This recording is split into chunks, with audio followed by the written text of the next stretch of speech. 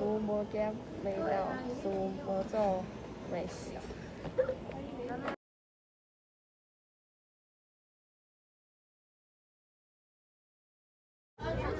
蜈蚣的厝，互两座山挡牢咧，出入也无方便。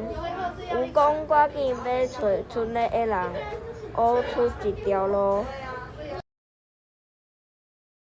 住伫厝边有一个名叫智嫂的人，对蜈蚣讲：“你安尼做袂收网，你想看卖，你年岁遐尼大，平顶爸仔囝，着说用2、4人的气力，孝顺挖空这大山嘛是完全无可能的。”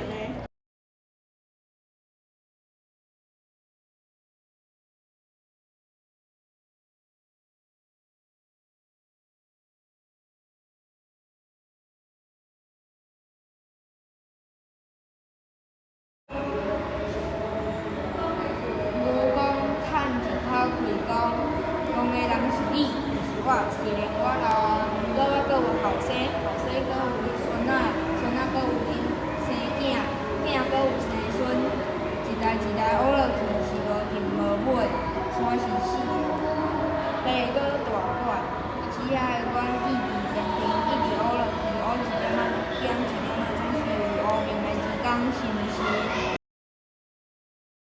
？5天无搁回应，蜈蚣照常逐工挖山。蜈蚣的精神感动上帝，派2个大力将连夜将2座山背走。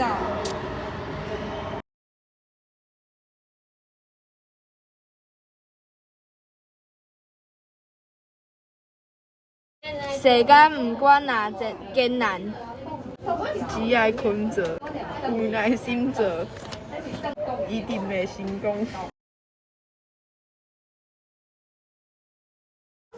多谢大家努力。